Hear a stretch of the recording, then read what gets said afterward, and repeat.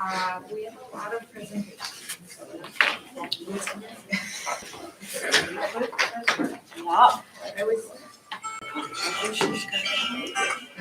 This is wearing it down.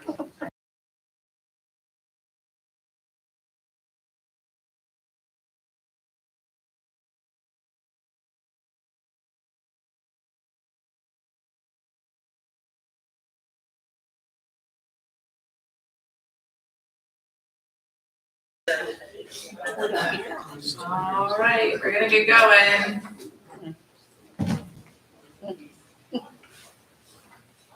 Hello, everyone, and welcome to the Colonial Beach Town Council regular meeting. I do ask that you silence your cell phones, which I'm also gonna do right now, so that we can be respectful to listening to presentations and comments.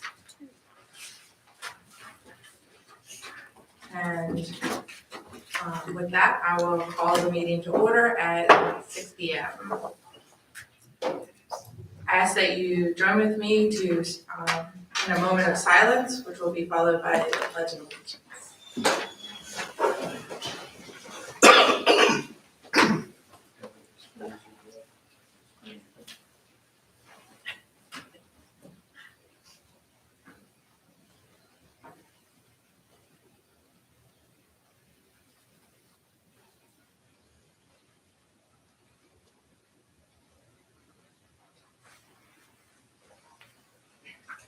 I pledge allegiance to the flag of the United States of America and to the republic for which it stands, one nation, under God, indivisible, with liberty and justice for all.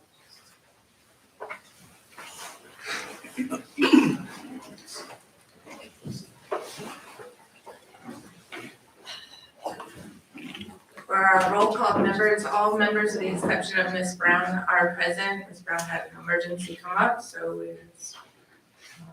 move forward with that for tonight, but we'll catch her up. Additions to the agenda, I do have make a motion to add to the agenda under closed meeting pursuant to Virginia Code Section 2.23711A1 for discussion of the resignation of a specific employee. So moved. Any second? Second. Okay, all in favor? Aye. Any opposed? Okay, I have a motion for approval of the agenda as amended. So moved. Second. All in favor? Aye. Any opposed? All right, on our consent agenda tonight, we have approval of several sets of minutes and resolutions for appropriations. Is there a motion to approve the consent agenda? So moved. Second? Second. Okay, is there any discussion? Okay, all in favor of the consent agenda? Aye. Okay, council member announcements, rolling right along tonight. I'll start with Dr. Soto. So Dr. Mitchell should be joining us tonight. I don't see him here yet, but I heard a rumor he's gonna be doing something at the Ice House tomorrow night. I just can't verify it. But hopefully he'll be able to fill us in on that. Is that part of the bingo night? It is trivia night, Trivia I night. think. I think it's trivia night, yeah. So that might be pretty exciting to see a superintendent of schools doing or participating in trivia. Sounds He interesting. has a presentation and he'll be here, so I won't usurp any of his announcements. Mr. Allison? Good evening, everybody. For finance, delinquent personal property tax and real estate taxes are due by the end of the month. DMV stops and collection fees will apply on March 1st. Business license applications will be mailed the first week of March and are due to finance by May 1st. So make sure you get those back out. That's all I have. Mr. Wood? Oh, I'm sorry. Sorry. Blessing you. The bulk of what Ivan covered is going to be covered by the town manager tonight. We've had some extensive and fruitful discussions on the wastewater treatment plant. I'm going to be updated, both she and Ms. Byer are going to share that information with you. And then we're going to look forward to seeing all of you on Monday at 4 o'clock for our more fulsome discussion specifically of the wastewater treatment plant. So is that changed to 4 o'clock? I thought it was I think- 5:30. It's set at 4 o'clock. Is it at 4 o'clock now? I think it's always been set at So, 4. 4 o'clock. Mr. Williams? Good evening, everybody. Just a couple updates on the Planning Commission and the Housing and Redevelopment Authority. For the Planning Commission, they had a meeting on February 8th, and some of the things they discussed were, well, one thing they added to their agenda, wasn't on their original agenda, was C1 and drive-throughs. They also did their committee appointments. Let's see, they discussed zoning text, inclusionary housing, Article 30. And also discussed the comp plan. One of the things that seems to be a focus of, I've been on Planning Commission liaison, also Economic Development and Housing Authority. Everybody keeps talking about workforce housing and affordable housing. So I think at some point we may want to consider council some discussion about that because it seems to be a big topic in this town right now. They were talking about how if you want to have workforce housing, it's not easy because you can't just build houses. Like somebody built these little houses on First Street and everybody's like, well, there's affordable housing. No, they're sold for almost $300,000. So obviously you can't just build smaller, cheaper houses and assume they're going to sell for less money because they won't. So they're discussing how, if we are interested in workforce housing, how can we achieve that, still keep it affordable. So they discussed incentives, subsidies, and one of the members brought up, are we talking about incentivizing builders? There was concern about that, the motives. Article 13, they discussed parking and some possible changes, including shared space, golf cart parking, distance, etc. They also talked about their work plan, and one of the things mentioned on there was tiny houses.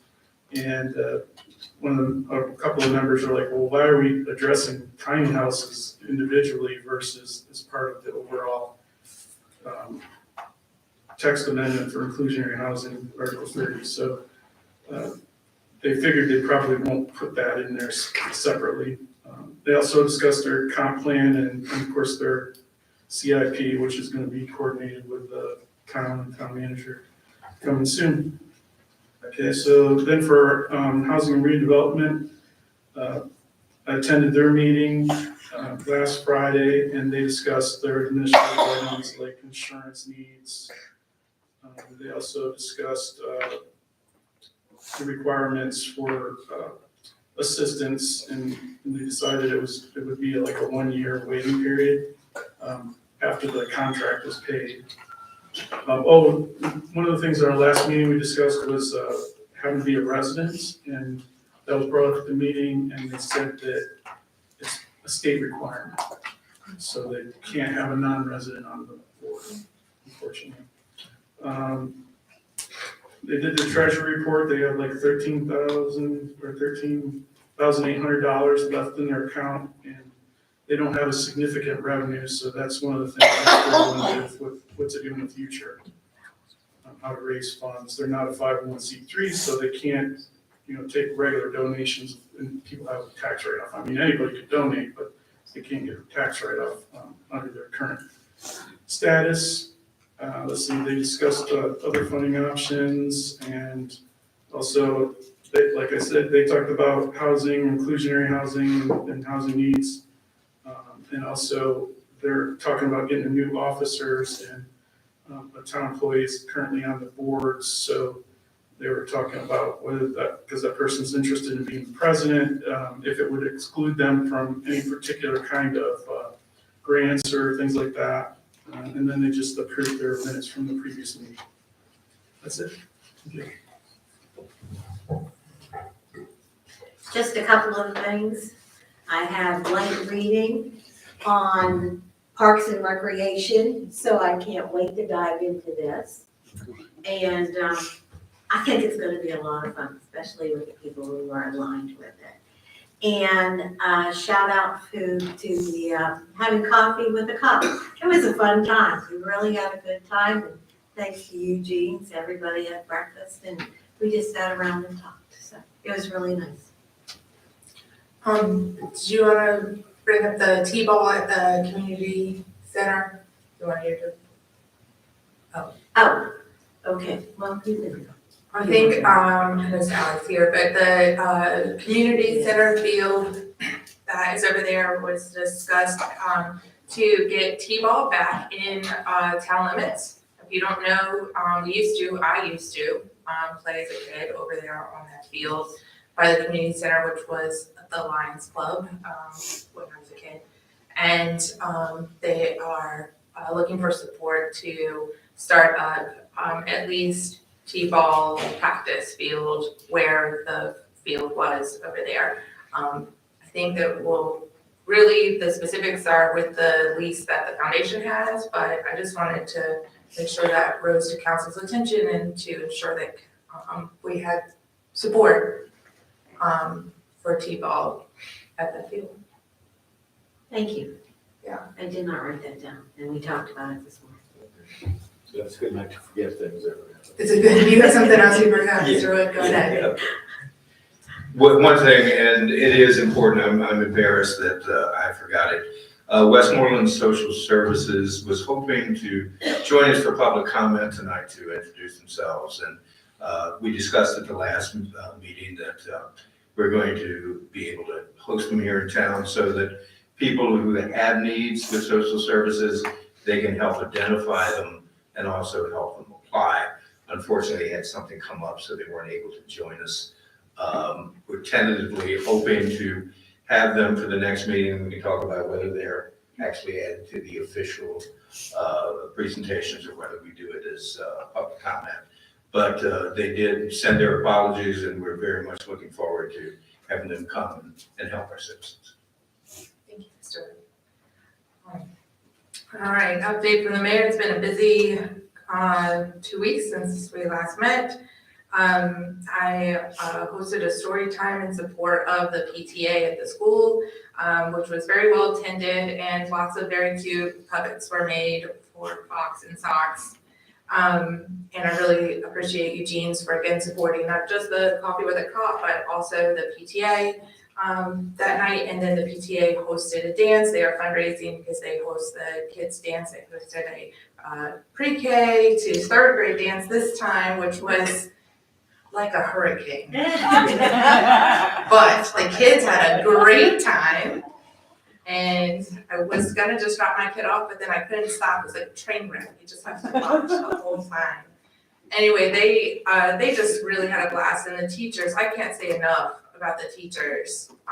Just interacting with the kids, doing line dancing, taking pictures with them, playing with them, setting up, and the parents that helped. I mean, enormous support from parents that helped during that event. And I just want to say I appreciate everybody over there that's a part of that, because since COVID, and we haven't had these kinds of interactions for our children, to be honest with you, and the PTA had disbanded sometime, and these interactions are just so important for community building, and you know, for our kids to grow up like that, but also just for all of us of all generations. And that was also represented at the Lenten service that I attended today at the community church, at Livingston Community Church. Were very well attended by our community, and it was just so nice to see all of the faces of the community come together in the spirit of faith for that. And if you don't know, the Lenten services are every Wednesday for the next 5 weeks, and they alternate churches with alternate pastors. So it's very community driven and not denominational. I also attended the EDC meeting. It was a little bit shorter than normal this month. They got some things in the works, and I suspect next month to be a little more robust. But we do have some new businesses coming on board to look forward to. one of which I hear is a donut shop and pastry place. So I'll just leave you with that teaser on that. And a couple of restaurants and other things interested as well. If you have anybody interested in opening a new business in Colonial Beach, please have them contact Kelly Efco, because she is trying to coordinate and help people find space or whatever their needs are with the town. They also discussed the incentive program that the town has for new businesses and expanding existing businesses. So I just want to make sure that point gets made. If you are an existing business and you expand your hours of operation or add employees, there are incentives, tax incentives for you. If you open a new business and you need help with water or sewer connections or other incentive items to help you get going, we want to help. So contact Kelly Efco for that program. They also talked about hosting a facade grant this upcoming year and working on that through the budget cycle. We had allocated funds in the CIP for it before, but it really needs a great group of people to lift that off the ground, and I think the EDC is a perfect host to it. And so, are you going to speak about this already? No, I was gonna say DCB. DCB, okay, EDC under DCB, downtown Colonial Beach and EDC. And so we're looking forward to the facade grant, which is really helps incentivize beautification to places along, I think they're gonna focus on Colonial Avenue, seem to be key. And signage, planting, painting, awnings, lighting, those sorts of improvements. There's also a new website by the Marinas Group. Phil Boland, I think, has a lot to do with getting that off the ground. If you haven't, go check it out because it tells you all about recreational boating and why Colonial Beach is the stop on the Potomac and what you can do with boating to the beach here. And I'm just glad to see the collaboration in that field. And chamber memberships are due by March 1st, so the chamber wanted people to update on that. Also, I spoke at the Colonial Beach High School to the Intro to Leadership class for Ms. Reynolds, who was my teacher when I was there. And so it's nice to come back into her classroom in that role. And I just am so encouraged by the students at Colonial Beach High School and their inquisitive questions, thoughtful questions, and curiosity in leadership in their local government. There's so much missing in high school education about local government and how local government operates. And so it's just a really joy to share that with them and hear from them. And listening to our youth, I just can't underscore enough, is so vital to planning for the future. Coming up is Comrel tomorrow, and the Osprey film is Saturday. It's 24 o'clock at St. Mary's Parish Hall. It's free to public and there'll be light refreshments. If you have any questions, just ask Joni back there about the film. It's not about Osprey, it's about Menhaden, but Midnight. it's hosted by the Osprey Festival. And also the Center for Conservation Life, which is very your book. Wonderful. And I also want to encourage people to check out the Innovation Challenge. That's going to be at Mary Washington campus in Dahlgren. March 1st and 2nd, it's a robotics challenge. It is the coolest thing to go see. These high school kids build a robot from nothing. They just get a box of parts. They have to build it. They have to program it. It has to do many things, including pick things up and not hit mines and bombs, and it has to maneuver and it has to see things. It's amazing. And they do all of this work and then compete against each other in a 2-day time span. So I can't build a robot and program it in 2 days. I don't know about you, but these high school kids can. And it's very impressive to see. And Colonial Beach participates in that. Very proud to see Colonial Beach involved in that. All right, that's all I have for upcoming, but we'll stay busy. Ms. Tucker, are you ready for the town manager update? Good evening. So my town manager monthly report will consist of an update from Ms. Byer on just the update and improvements that we've done to date on the wastewater treatment plant. And I just want to say, oops. Oh, yeah, thanks. Thanks, Chief. It won't be to date, but these are updates for January and February, and these will be your monthly, we'll be doing this monthly. So in January, on the first slide, you'll see the SCADA system is there. The hardware and software has been replaced. The punch list items are being addressed right now. The troubleshooting and punch list is still being worked. Norton Company has been there all week this week, and they'll be there the remainder of the week, just working out bugs and getting things to work correctly and integrating into the new pumps that we're putting in and all of that. Every time we get a new pump, Norton Company has to come back and fix something else to make sure it integrates correctly. So we're working on that. The scum pump station pumps have been replaced, both. That was, if you remember, that was the cause of one of the spills that we had this summer. And it just describes there what they do. They receive water and scum from the top of the secondary clarifier and from the sand filters. And then from that station, the materials pumped back to the plant headworks and it's reprocessed through the plant again. So those are both replaced. The bypass pump system has been removed. So brand new scum pit operation. The RAS pump, which are the return activated sludge system pumps, 2 of 2 have been replaced. And those manage the sludge from the clarifier to the digesters. And both pumps are installed and running. We've replaced the lights in the chemical buildings with LEDs. The previous conventional lighting was not working, and the LEDs are more energy efficient. So once we decided we needed to update anyway, we went with LED.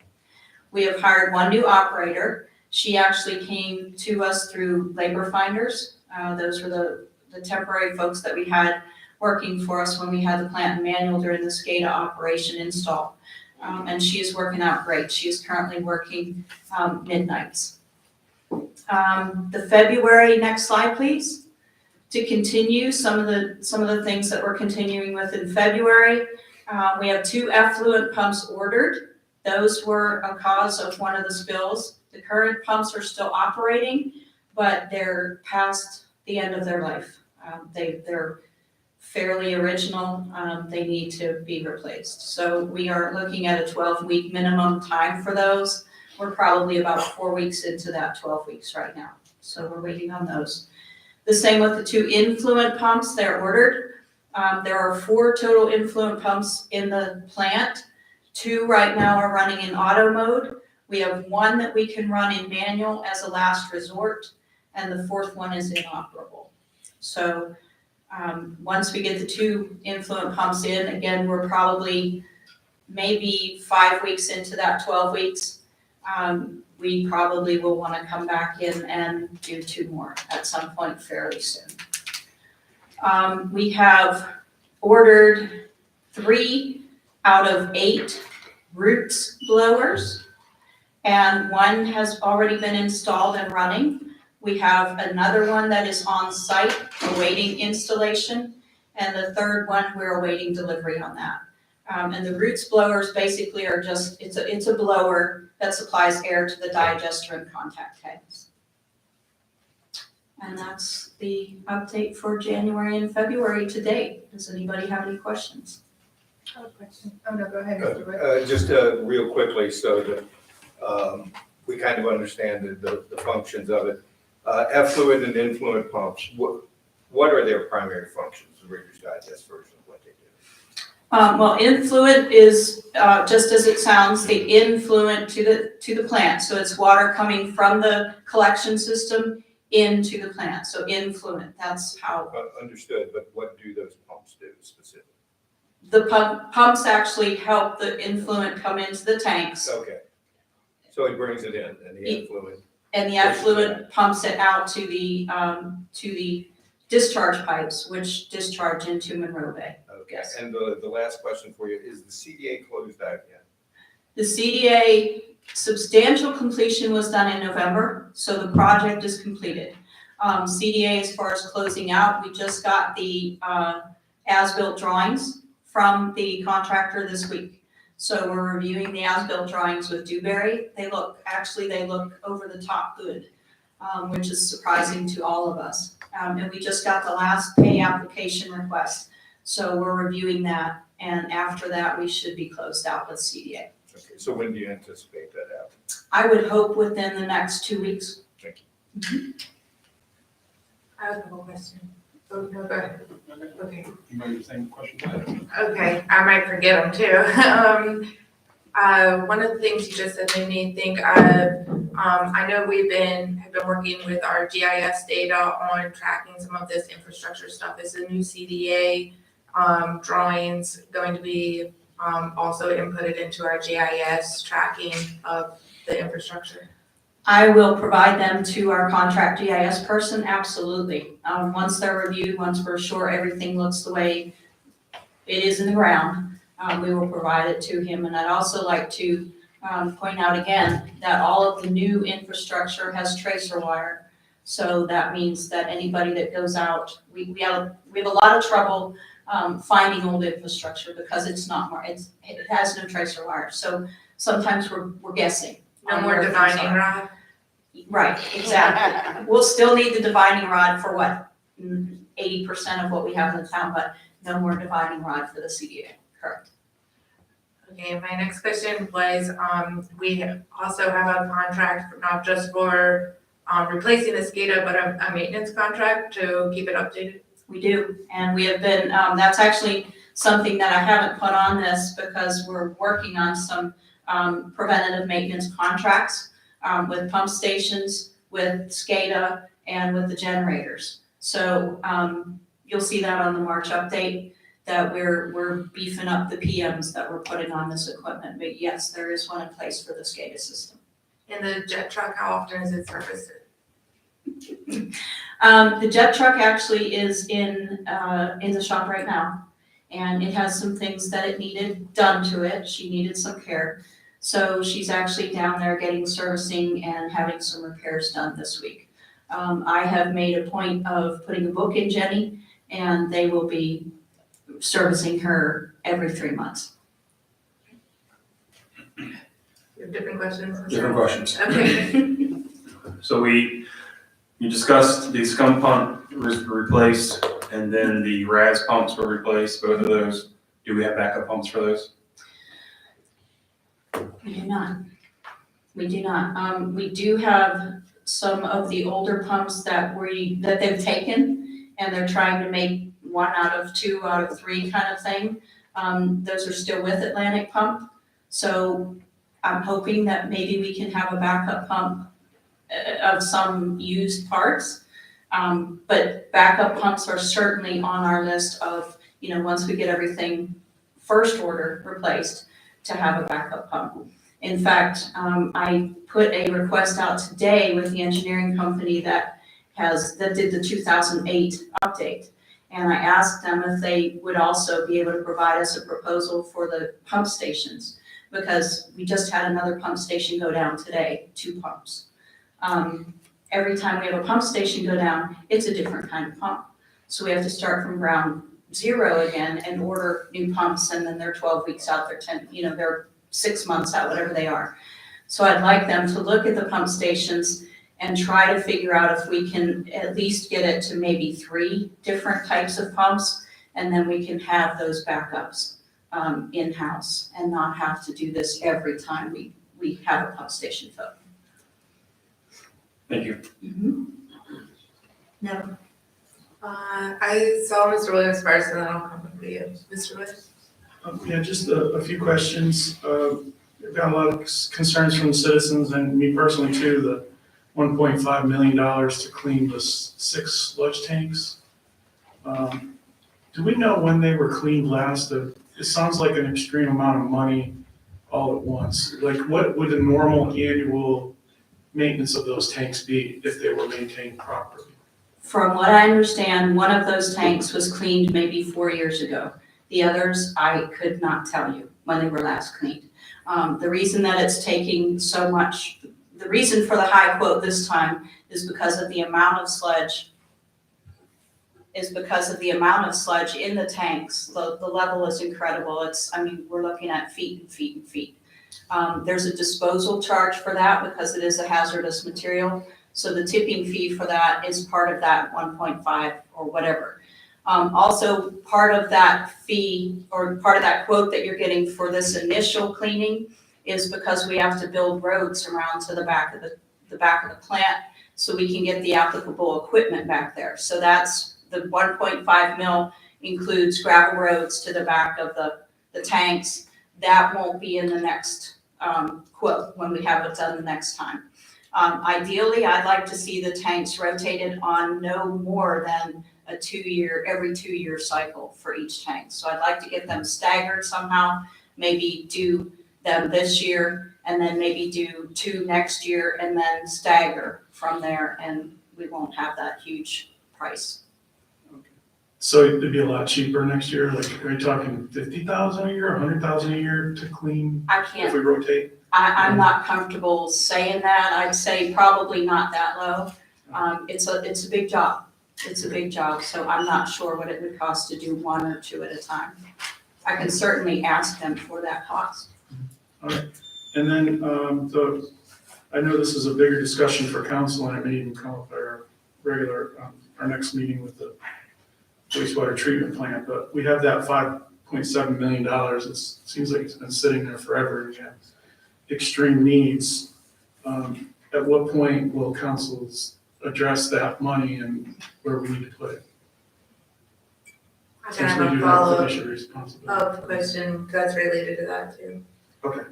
And I'm gonna defer maybe to Ms. Tucker on that one. I'm sorry, can you repeat your question? Of the $5.7 million from DEQ we got a couple of years ago, I'm just wondering, when will council address the expenditure of those funds to meet some of these needs that seem to be pretty extreme at this point? So we've used a portion of that, to pay for the, CDA, project that was, completed. And there was, The 5.7 is separate, right?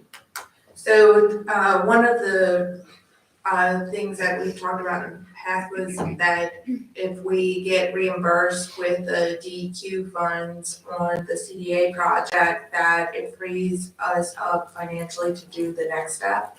And so I think that's a part of the process, but also I think there's and this was gonna be my follow-up question, which I think might help in answering this too, is the tank cleaning one of the highest priority items in the request that has to go to DEQ? They're requesting that we respond by the end of the month with an explanation of how we wanna allocate the rest of those funds.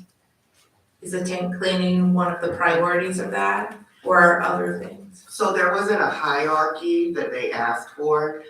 We've already responded to DEQ on that initial notice of violation. So that was submitted to them on the 15th, February the 15th. And so we've responded to just the questions that they've asked for. And so they've asked for responses to various things such as the cleaning of the pumps and the tanks and such, and we provided information. That's not what I'm talking about, the DEQ funding money, they wanted and it can be, like you said, above and beyond we could ask for everything, we could just say we all, Yes, that funding you're talking about that separate funding that is due on the 29th. Right. Yes, so we have Public Works completing that form right now. Is the tank cleaning on the priority list for that? I have not included the tank cleaning on the 5.7. The 5.7 was initially set aside for I&I. Right.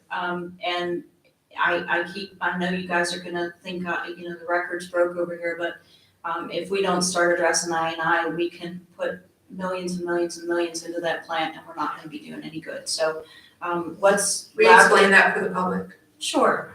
So I&I is, you have collection pipes that come from your home to a sewer main.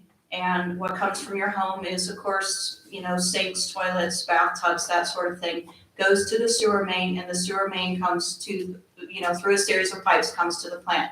What happens in I is that, back in the day, when a lot of this infrastructure was installed, there were no regulations saying that it had to be sealed, that you could just stick two pipes together with a bell and a pipe, and you didn't have to have gaskets. So there was a lot of opportunity for leakage and for things to get into that pipe, like groundwater, rainwater, that had no business being in that pipe. You also have things like people with downspouts that are connected directly to the sewer, which should not be. And those things that are not supposed to be getting into the sewer system is called I&I. It's infiltration and inflow is what I&I stands for. So because of the age of our infrastructure, in addition to not having the regulations and some of the pipes not being sealed and so forth, you have old pipes, you have a lot of cracking, you have a lot of splitting, just overall wear. They're wearing out. So those wears, those cracks also allow inflow and infiltration into a sewer system. That extra water goes to the wastewater plant, and then we have to treat that extra water at the wastewater plant, which really we shouldn't be treating. We don't need to be treating groundwater and rainwater. So we need to get that I&I out of our sewer system. And the way to do that is you have to test, and you do a popular way in the past has been to do smoke testing. You can do dye testing. There are some new methods of testing that are a little more high tech. But you test first, and you find out from that where your I&I issues are heaviest. And then you can go back from your testing and focus on those areas that are the worst and start pulling pipes, start lining manholes, start replacing pipes, start disconnecting downspouts and sump pumps and that sort of thing, and eliminating that I&I problem systematically. So in the funding request, you're continuing to prioritize the I&I over the plant at this point? I wouldn't say prioritizing over the plant, I would say it's different. That 5.7 was initially set up to come from DEQ for I&I, specifically I&I. I think the plant. It's a separate request. Right. It was never part of that 5.7, so we just stayed true to what it was initially adapted for. In the Dewberry report that we had that prioritized the areas of Monroe Street, Billingsley, a section of 205, is that at the top of the priority list? There are 5, once we're through paying for CDA from the 5.7, there's about 3.4 million left. From the estimates that I was able to do I've added some contingency onto that 5.7 because that number is 2 years old. So I've added, what I added brings it up to about 6.8.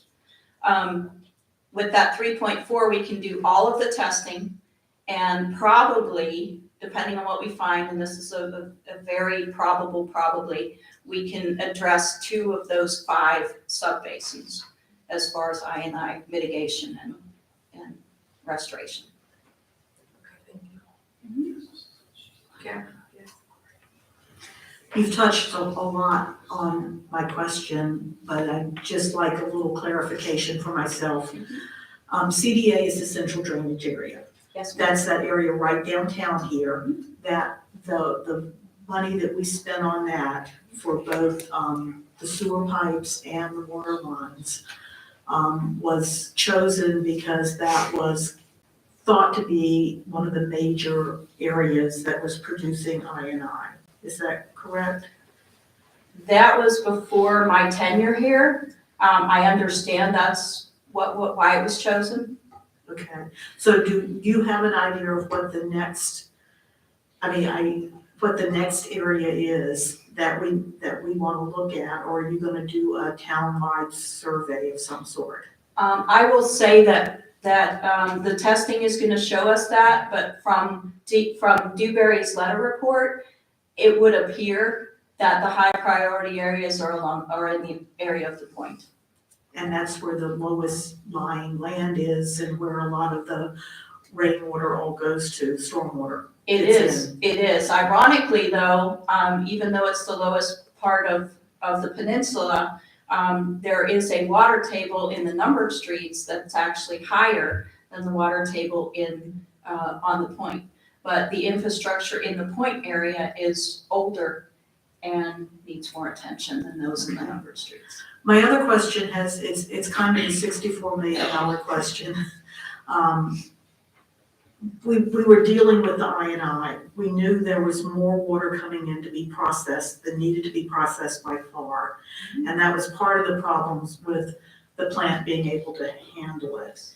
Given what you've got, you're working on, not that they're here yet, but you're working on, how do you feel about our ability to not have additional spills at this point? I mean, that's the thing that gets everybody upset, and that's the thing that gets DEQ on our back. So are you feeling somewhat confident, or is it still a crapshoot as to what's gonna break next? That is a $64 million question. You're really putting me on the spot.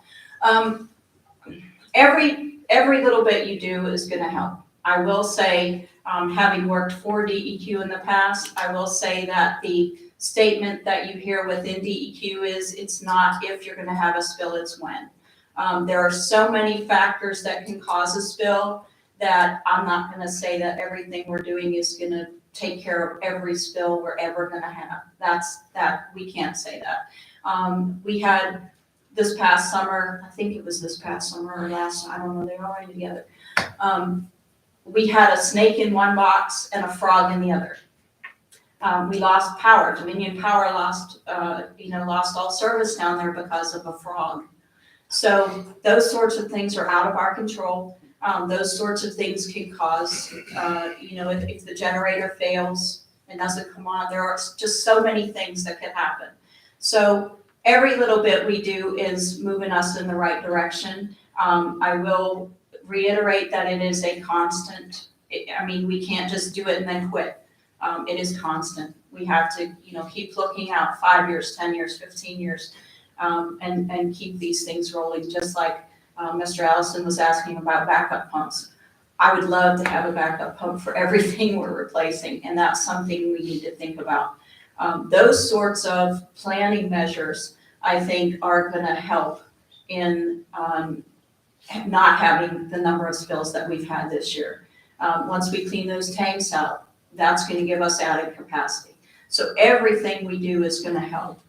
But are we gonna have spills again? Probably. And my final question is, are we an anomaly? Or No, does this happen no. everywhere, or not everywhere, most places, that there are issues like this?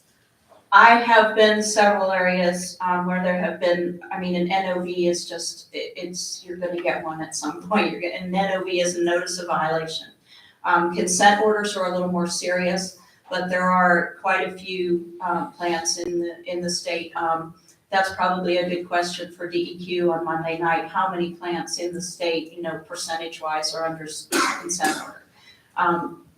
No, I don't think we're an anomaly, and I would say that I appreciate you all's support. I think we're on the right track. I think we've identified the problem and we're fixing it. So, no. To your credit, I would say that's more of an anomaly than being in the situation of having a plant that's in the condition it's in. The anomaly is the care and the concern that you're all putting into it, and you're allowing me and Harry and Moonshot, and you're allowing us to address the problem. That's probably more of an anomaly to the good. Thank you for all your work. I know you don't sleep well at nights. Is it showing? It's right. Just a couple more quick questions. Have we gotten a summary or after action report or something from the contractor that did the central drainage area? And if so, can council have those? I'm not quite sure what you mean by an after action report from the Well, the contractor. summary, we spent almost over $2 million on that area. doesn't the contractor provide you with a report afterwards showing what they did, the condition of the actual plumbing that they took out and replaced, maybe pictures? all that? We have inspection reports that we did throughout the process. So those are in a Google Dropbox. I would assume that we can share those. I will defer to Mr. Duggan and Ms. Tucker on that.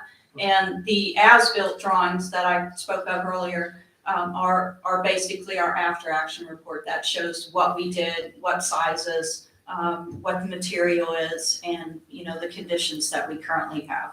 Okay, and then just one more quick thing, on the same vein, I know after attending council meetings for like 3 years now, there's been a lot of different discussion on the state of our infrastructure.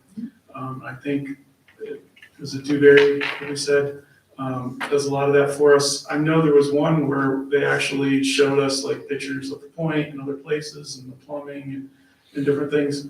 Do we have any of those type of things that we could share with the council and maybe even with the public in advance of our next meeting so that we have a little bit of historical knowledge? Because it seems like we're starting from like, you know, a year or two ago and moving forward, but there's a lot of historical data out there that may help us in our decision-making and the public with their, you know, addressing their concerns.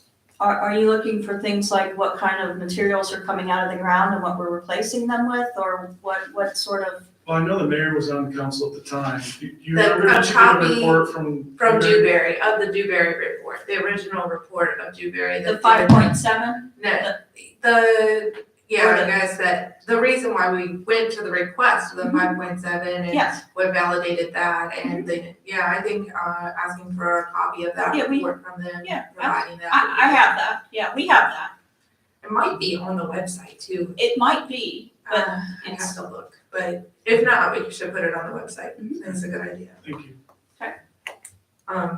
And to follow up from Mr. Williams, I think it would be a good idea to have a discussion with the contractors or with Dewberry post the CDA project about lessons learned, because if we're gonna continue to tackle these I&I issues, let's make sure that whatever kinds of, I know they encountered a lot of, wow moments when they uncovered things, and we should probably have some expectation to think those things exist in the other places we're gonna tackle as well.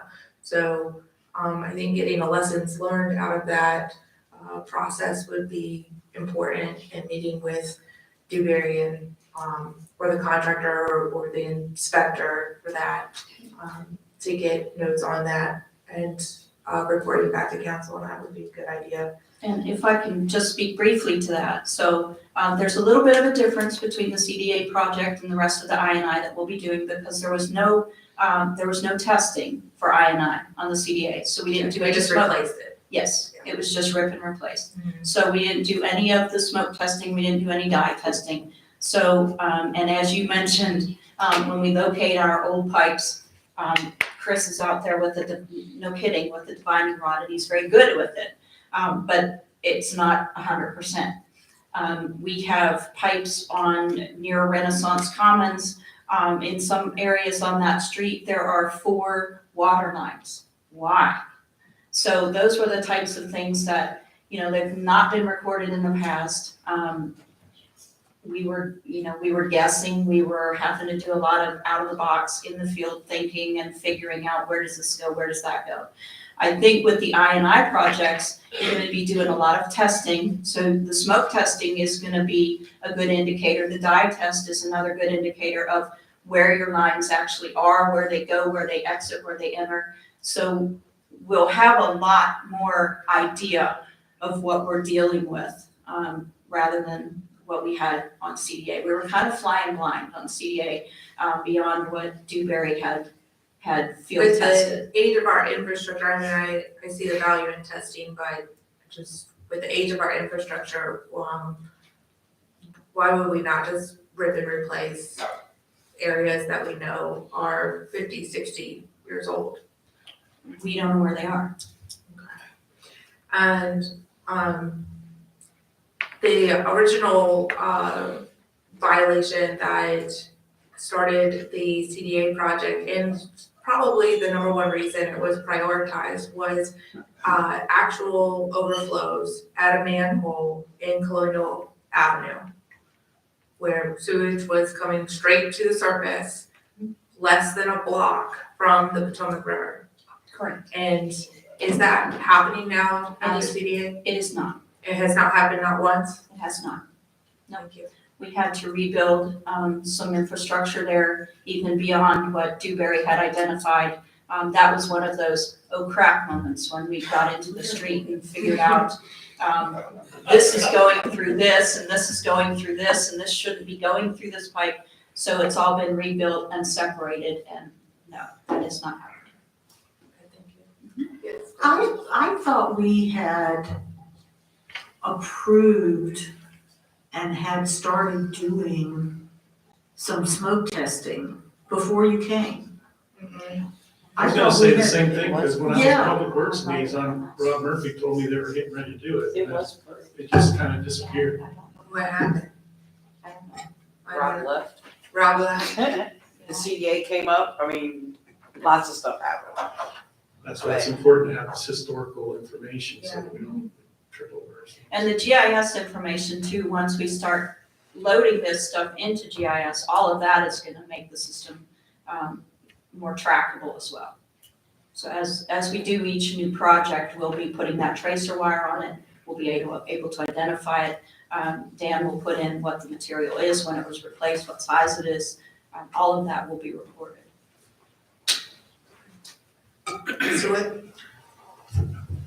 So there was a discussion of whether hydrology study should have been done beforehand. And forget hindsight 2020, I just want to understand, is a smoke test is different than a hydrology test, correct? Yes. Okay, and is one preferable to the other? Do you mean a hydrology test or do you mean geotechnical work to find out what kind of soils you're working in? No, what I was talking about was defining pressure points, weak points. That's what a hydrology test does. You mean of the piping itself? Correct. Okay. The smoke testing is probably gonna be less expensive, Okay, and I would think it's gonna be more indicative of where your illegal connections will be. Where if you smoke test and you have a break in a pipe in your yard, I've seen the smoke come up through the grass. So it'll be indicative of what we're actually looking at. The hydrology test isn't gonna show you that you might blow apart pipes that you don't wanna blow apart, necessarily. I think the smoke testing is a more passive way to find out, the same, if not more information. and that information we find will load into the GIS, the Geographic Information System, as we discovered, right? So that we're not reinventing the wheel each time around. I don't know that we'll load that into the GIS, but once we're done with the project and we replace the pipes that are faulty, Right. that will be loaded into the GIS system, yes. Right, because I will piggyback on what Ms. Weir said. It's important that we have Absolutely. historical information. And also, just to point out, folks, this is a massive problem. This is Yes. And this is something that we've been working on since we found out about it. I've heard some people say, we're not doing anything that's simply not true. Obviously, we've thrown a lot of money at it because we've had to. And we've been in discussion with Moonshot, with DEQ, and with other environmental groups as well. So I want people to understand, first of all, it's important to show up in the meeting on Monday, ready to talk, okay, light instead of heat. But your questions will be answered as best we can answer them. And I think we're all going to discover that we're in this together, because nobody here on this council created this problem, but each and every one of us wants to solve it. And the first way we solve it is identify the problem and work for a common solution. Thank you. Are there any other questions? Okay. I think Diane, you're on the hot seat right now. Natasha, do you have anything else in your town manager report right now? No. Referrals to the planning commission, I don't think we have anything right now. You guys are steady at it. All right, John. Moving forward to presentations, I know we have several people waiting to give some presentations, so I thank you for your patience and sitting with us through the meeting so far. First up is Ms. Adams with some much needed recognition of some very wonderful volunteers for our town sponsored events, activities, Parks and Rec. Would you like to help with this? Sure. See, you've been lifting weights here, son. No, right?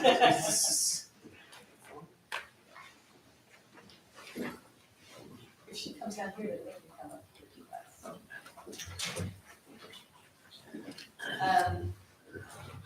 I'll use the mic and speak at the same time, maybe everybody can hear me online as well. So I know there are so many volunteers in this town runs on volunteers, and there are many who are, I would venture to say, in the hundreds, deserving of recognition. But we're going to continue to look for opportunities to acknowledge them, but these 13 volunteers are named for supporting town projects by creating events and activities, providing administrative support, and finding funding that would not have happened if not for their passion, energy, and commitment, and we thank you for that. Andy Mayer is gonna take over from here, and I'll help hand these out. Oh, we're gonna say who's on there, because they'll, they're gonna pick up Susan. Okay, all right. First off, I just want to thank Sally. She did such a wonderful job with these certificates that they are even customized to how this person has contributed to make these things possible. And I just think that takes a lot of dedication as a staff person, and she knows intimately how much each one of these people have given because she's reliant on the volunteers in order to make things happen in town. And so I won't go into reading off the small print on each certificate, but I just want to say that, you know, it's just a blessing for each one of these people to contribute to our community. So the first one is Ms. Susan Knapp, who has contributed with many others to the Dora and Sip and Stroll and the Alliance, among others.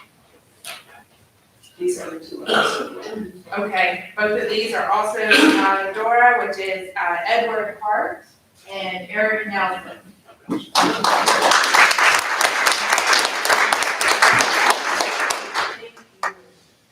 Thank you.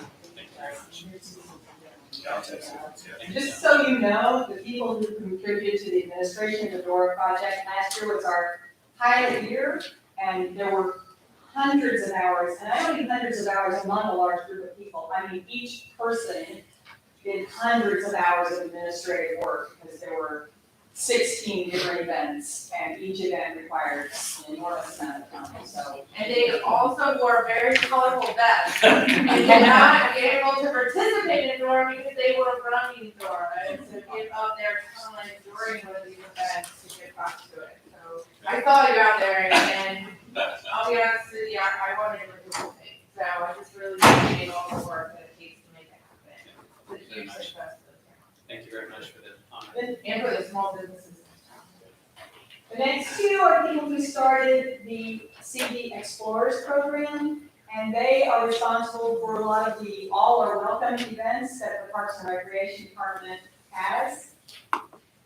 Debbie and Sarah Sekulis, did I say that right? You did.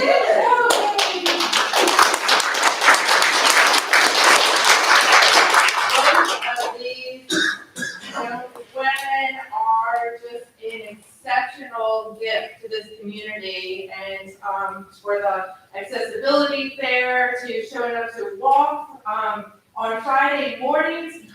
Bless you. I've done it. I wish I could do it more often. I end up getting tied up early on Fridays a lot, but if you ever need a breath of fresh air and a reason to just bring yourself back to center, walking with them will brighten your day and just remind you of why Clinton Beach is such a wonderful place to live. And I just know I see it through the work that you do. Thank you very much. Thank you. And they're my right hands over here.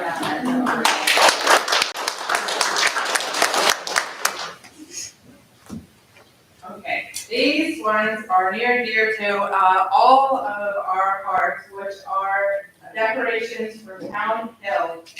For the thing that makes us the hallmark Christmas town, the envy of everyone else, the reason that I used to love coming into Colonial Beach, being away at college or when I lived abroad, and you turn that corner and it just fills your whole heart with a sense of community because of the work of these people.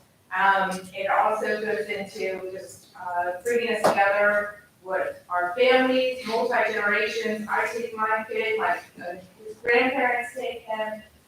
Memories are made with this effort, and it's really can't underscore enough how amazing it is, the work that these people do. So this is Jan Singh, who has made these decorations.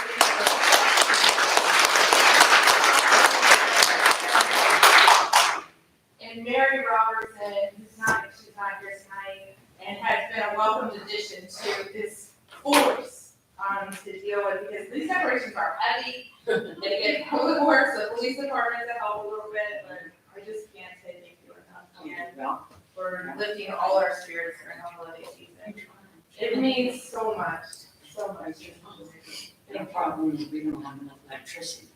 Okay, more electricity, public works.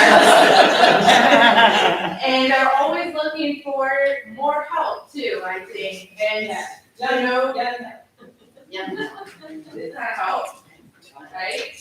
Because those decorations are heavy, and, I just really appreciate it year after year. It's a tradition that makes this community very special, our collection. We're trying to change it. Yeah, you add some all the time. Trying to. My kid is convinced I'm the real Grinch. Oh. And when he's in the house, he's in a bad Grinch. And when he's out of the house, then he's afraid he's gonna find him. Those are the kind of stories though, that have come from that work, you know? I mean, I'll have memories from that for the rest of my life. And I should add, they've been doing this for 35 years. 35 years on call.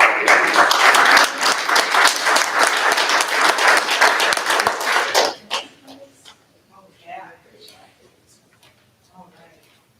And they can't be here enough. Okay, they're out of town. These two people, I think, anybody who's gone to the town has known very well that they, give their, enormous amount of time and support, to recreational activities, to BAM, to, supporting our kids, mentoring our kids, but also to the tennis, promoting tennis in our community, which is something that I never thought I'd see in Clinton Beach, to be quite honest with you. I didn't have tennis here growing up, and I'm always just absolutely tickled with how many people are out there on the court and promoting this sport, and the pickleball that has come out of it as well, which I haven't practiced yet, but not done very well at it. So I need to go to a clinic myself, but I just, I see people getting together, strangers getting together, they tell me about it too. And it's a whole social event to get together and come play tennis, and anybody's welcome, whether, no matter what skill set you have. And that is indicative of the kind of love and spirit that they have in the work that they're doing. And it's Eileen and John Keith who are not. One of the things they do is they collect donated rackets, so if you all have rackets to donate, they are always willing to accept because it's a way to get kids started playing tennis. The next one is Allie Town, who is working in DC tonight, but he is watching on that. Oh, he's watching. All right, Ted, wherever you're at. This one's Ted Tate, who has been the spearhead of our WWER 88.1 hometown radio station, where you can listen to eclectic beach music mixes along with classical music and anything your heart desires, to be honest with you. It is, I think, one of the best radio stations I have ever listened to because you never know what's going to come on next. And they do a comedy little short clip in the morning, by the way, which happens to be on my drive, sometimes just to and from somewhere in the morning. And it will brighten your day each day, and it's always just some funny it's not music, it's like a funny skit or something, it's like Saturday Night Live at 8 a.m. in the morning. Anyway, that's the kind of creativity that Ted has, that's the kind of vision he has, and I know they're expanding the operations of WWER by going to the backup Hawthorne Mercantile, which we will be doing a ribbon cutting for them very shortly. Ted's passion project is for this community, and we appreciate him, and he also could use volunteers, so if you know of anybody who likes to have a radio voice, they are always looking for more voices on radio. And Eric may have had something to do with finding Ted and he didn't have started. Wonderful. Okay, these last two couldn't be here tonight either, but they basically started first. I know. And, Yes. Okay, the last two, are, the founders, I would say, on the initial Parks and Rec committee. They were relentless with council, with myself, with Pat I, people who had a vision. And continue with that with, Kenny and Vicky now as liaison and all of council. But it was their passion that Parks and Rec mattered in Columbia Beach. And that they were willing to step up and provide leadership in that way. And so, both these people, I think, had contributed and will continue to contribute past their time on Parks and Rec to, recreation for all generations, but especially recreation that gets you outside and moving, breathing fresh air, and going to the beach, getting your toes wet and sandy, or popping science balloons at Riverwood, or doing a crab pot drop on New Year's Eve with your kids. And serving hot chocolate at the last minute to try to get everybody together and have camaraderie. And that's what they're all about. And it's Karen and Doug Gersonich.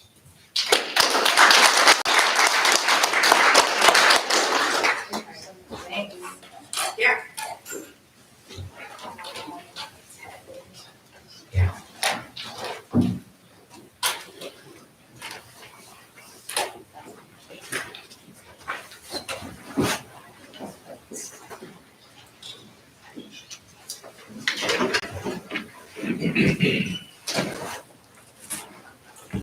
All right, Blake, you're Madam at it. Mayor? I can't hear the Parks and Rec without remembering Walter Kern and all the work that he did to do that, help with activities for kids in this town. I just wanted to mention. He is in my heart always, Karen. Thank you for mentioning Walter. I love to remember him during that time. It does put a smile on my face. Okay, Blake, how are you doing? Great. Wonderful to see you again. Always. Are these copies for council or are they going elsewhere? The 12 copies? Oh, no, go ahead and, for council, Donald help you out. Around. If we have a couple extra. Presentation, if it's possible, we can, I'm gonna keep it very quick tonight. My name is Blake McDonald. I'm a grant specialist with the Virginia Department of Historic Resources. I know that I've spoken to many of you. Is your mic on? Is the mic on? Is that better?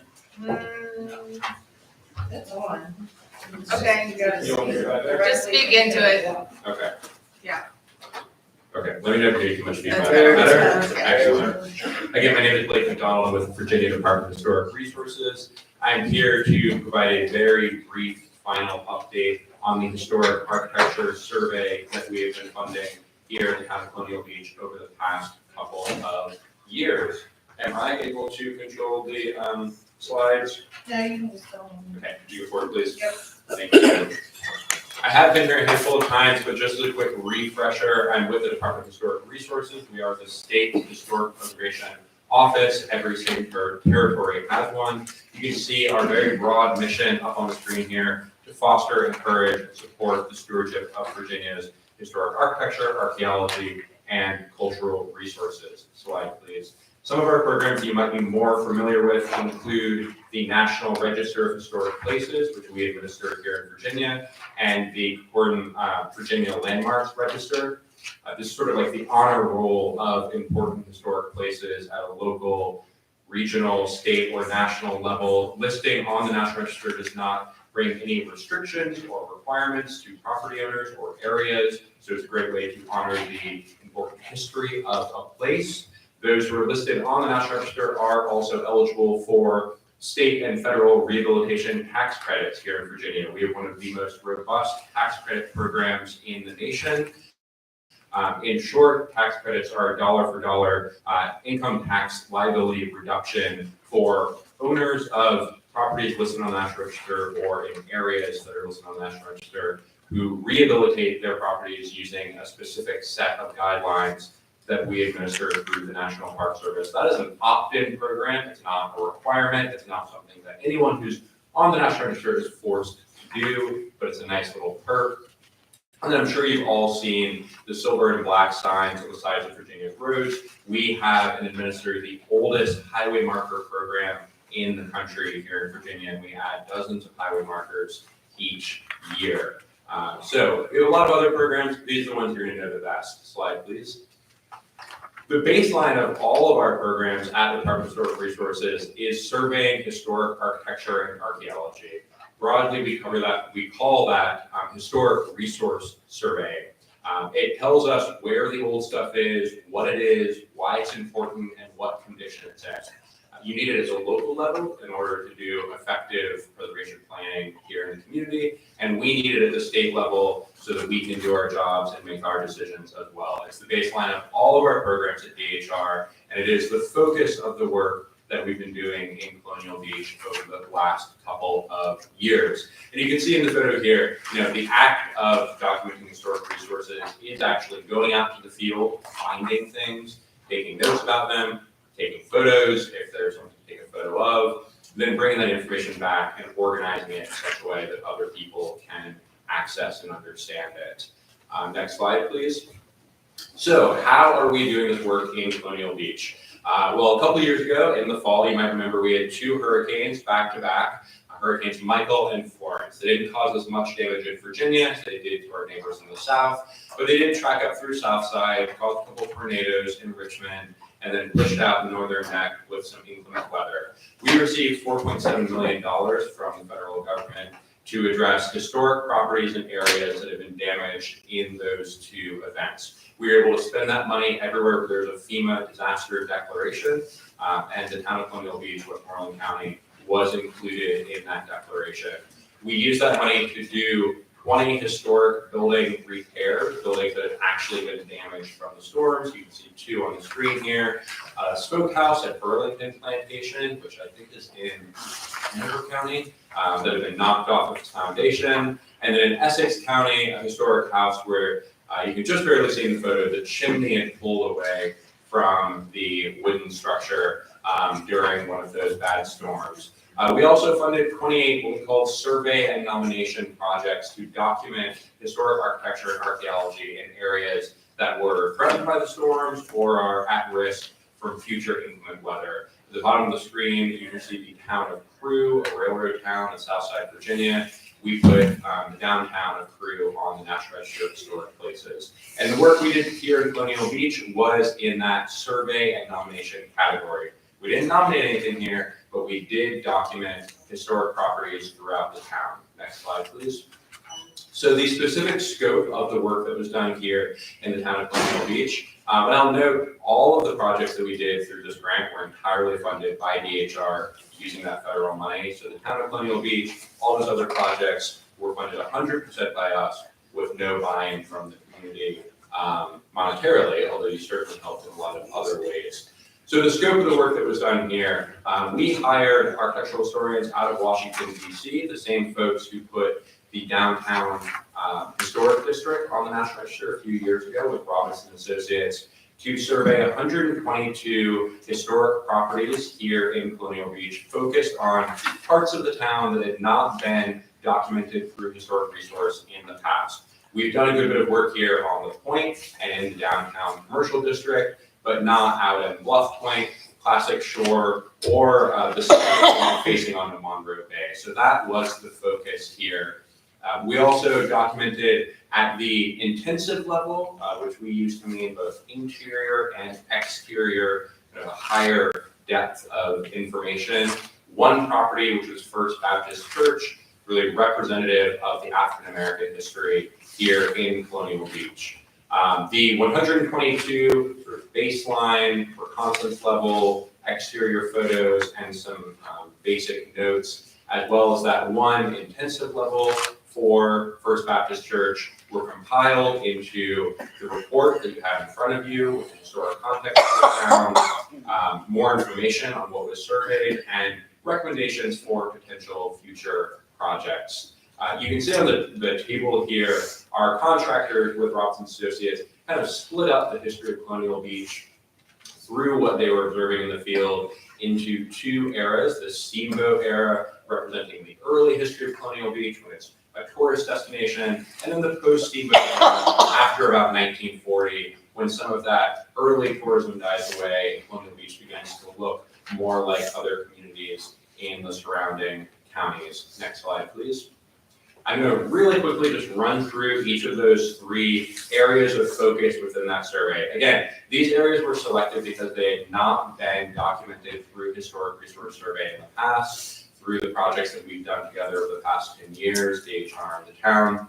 So the first was that Monroe Bay side of the point, where our contractors looked at residential properties from 1892, when the town was founded, all the way up into the mid-1960s, the evolution of architecture that you can see on that side of the point. Of course, lots of marine resources, things like the Oyster Packing Company, the Ice House, and the marinas, which are so unique to this part of the state.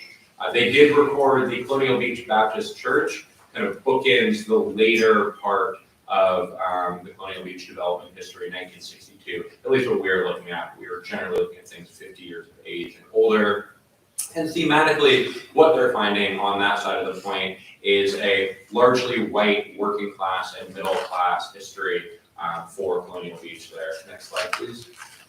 Moving north of Colonial Avenue, you've got a higher concentration of some of those steamboat era residential architecture, as well as some early boarding houses that still survive, as well as a couple of really neat contemporary mid-century designs from the 1950s and 60s.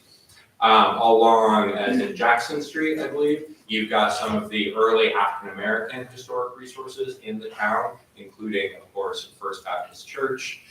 So some of the themes that were observed in this portion of the survey scope was that early tourism history of what was known at one point as White Point. Again, the African-American history that developed in the early to mid-20th century, and then a couple of those mid-century examples up towards Classic Shore. Next slide, please. Finally, you got Bluff Point. This was later development with the notable exception of Bluff Point Mansion. That was not recorded as part of this project, but it was recorded quite a long time ago by architectural historians with the Department of Historic Resources. This area of town is less dense, much more suburban in nature, and there's some really neat examples of ranch houses, great stylistic examples along Riverview Drive. So as you move further north, you start to get that later post-war development. Again, just a taste of what you'll find in much more detail within your report. Next slide. And then the report recommendations. So none of these are compulsory, none of this is required for Colonial Beach to take further action, but we certainly hope that the report will be used to drive future preservation projects. So at a very broad level, some of those recommendations included listing the point on the National Register of Historic Places. That's a conversation that's been in progress since before I was even with the Department of Historic Resources. The point is actually eligible for listing on the National Register. It would just take a good bit of documentation to make that happen. It's possible that there may also be a smaller subset eligible, National Register eligible district along Monroe Bay, focusing on those marine resources. That would be potentially a smaller and more manageable district to look at rather than listing the entire point, though that would be great.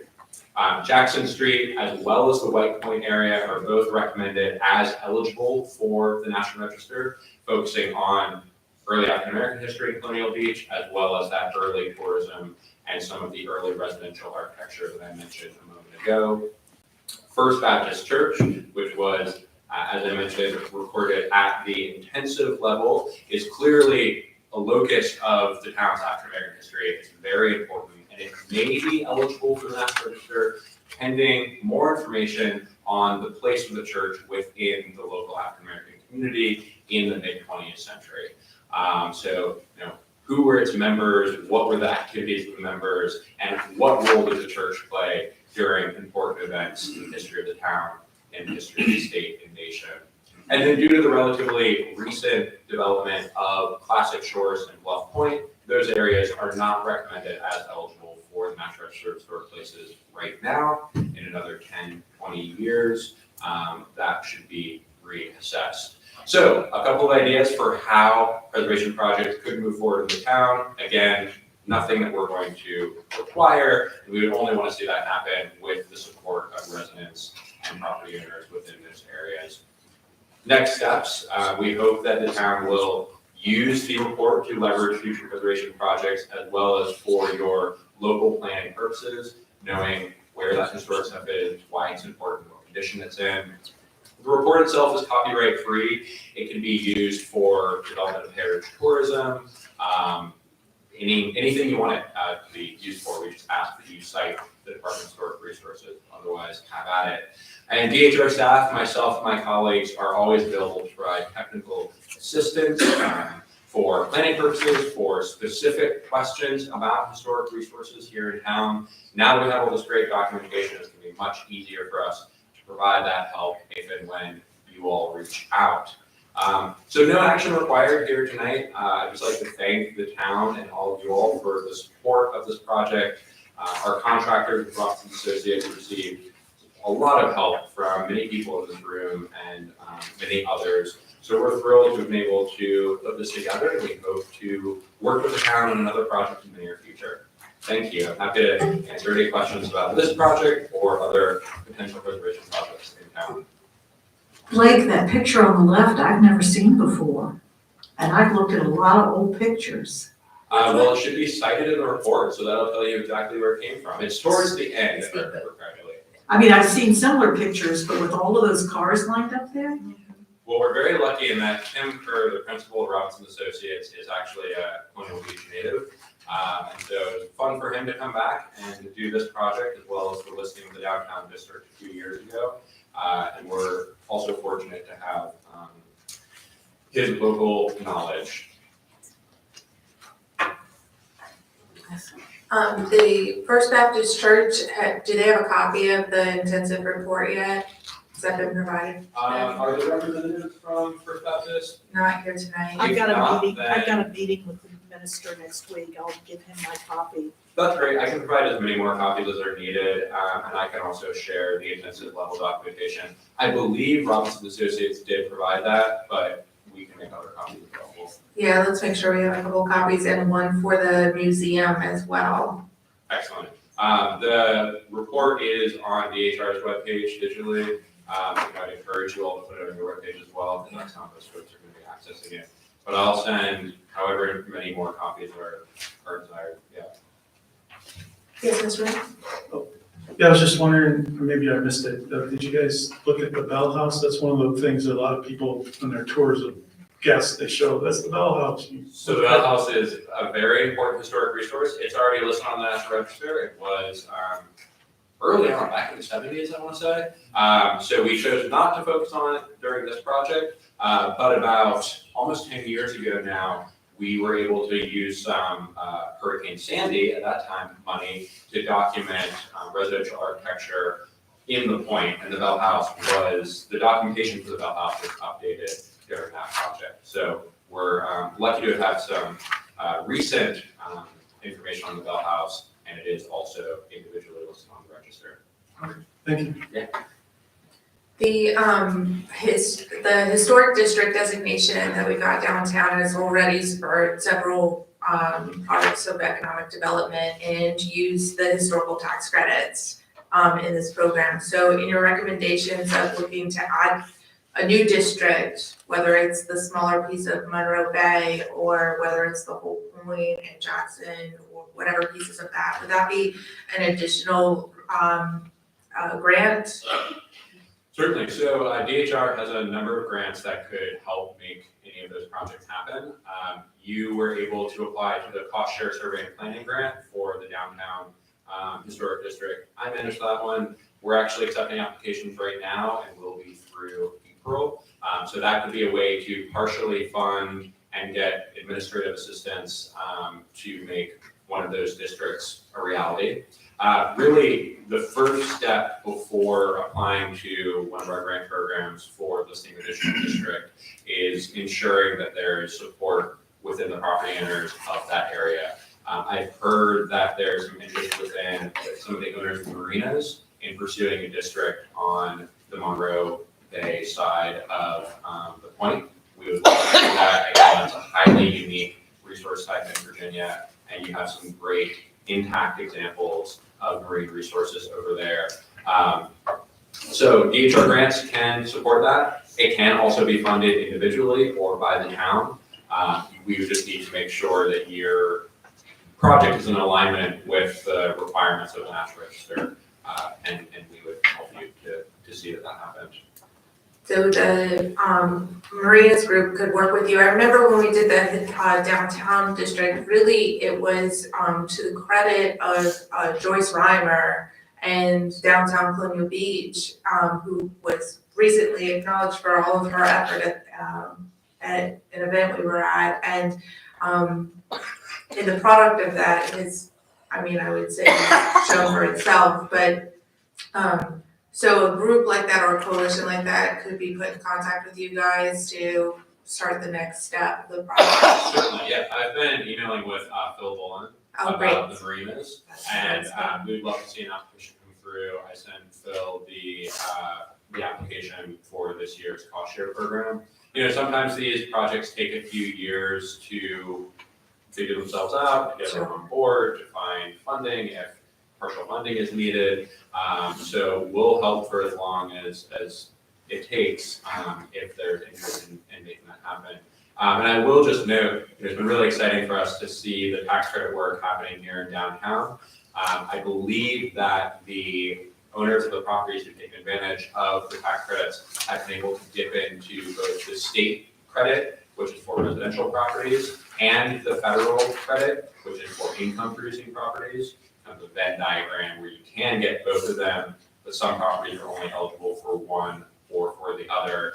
And so in considering where you might want to do historic district next, if economic incentives are a big piece of that decision, you want to think about kind of which tax credit program property owners within those areas would be able to take advantage of. Yes, Ms. Wood? I was just curious, I don't know if you can tell us, but maybe give us an example, but I was just curious, like, how much can somebody get for like the bank building, you know, that they revitalized? Is that like something you can disclose to the public? Not necessarily the amount, but kind of a ballpark? So the most important aspect when understanding the historic rehab tax credit program is that we use a pretty strict set of guidelines called the Secretary of Interior Standards for Historic Rehabilitation for the work that is done using historic tax credits. The idea is that the credits are intended to offset what we recognize to be the higher cost of doing work in a way that's historically sensitive. So the most common example would be window replacement. Whereas if you were doing your own construction renovation project, you might rip out some old wood windows and put in vinyl. If you were dipping into tax credits, working with us on that program, we would require wherever possible that you repair your existing windows, and where you weren't able to repair, that you have in-kind wood replacements. So that costs more, and the tax credits are intended to offset that. Eligibility for the tax credits depends not only on being either individually National Register listed or in a National Register listed historic district, but also spending a certain amount based on the assessed value of your property. So I'm not a tax credit staff person, and I don't want to say the wrong thing. I believe that it is 30% of the assessed value of the property has to be expended in rehab work beyond that. I may be off with that figure, but it is a certain percentage of the assessed value of the property. You have to spend more than that to be eligible. And then the amount that you could reclaim is really dependent on the scale of the work beyond that. But you'd be working very closely with DHR staff, and we work very closely with our colleagues at the National Park Service to make sure that all the work that you'd be trying to claim tax credits on is done to those standards. Thank you. Sure. Blake, I just would encourage you, if you don't have a picture of our first historical highway marker for the Oyster Wars, we welcome you to use that on your cover slide. Of course, thank you. I try to adjust my historical highway marker image based on where I'm going, but I'm just off the road from Norfolk, and I think that I used an image from a marker there, so you'll have to excuse me. But congratulations on your Oyster Wars marker. It's really exciting, We're very proud of it. as you should be. And that's part of the story that could be told again with the Marine Resources District. Yes, But, absolutely. just proceed. Well, I really appreciate it. I know it's been a long process to get to this report stage. And hopefully we can get the slide deck also online. And can you email that to us, Heather? Your presentation today? Absolutely. It's really important to get out the work of, even just, the documentation of our history and making sure we're preserving that. I always learn something new in these reports. They did a great job, and we're always happy to partner with the town. I've been working with you all for as long as I've been at the agency, so it's exciting to see another chapter here. So look forward to the next one. Thank you so Thank much. you. Thanks. Happy New Year. Next up is the proclamation of our anniversary, fitting after a historic resource survey there.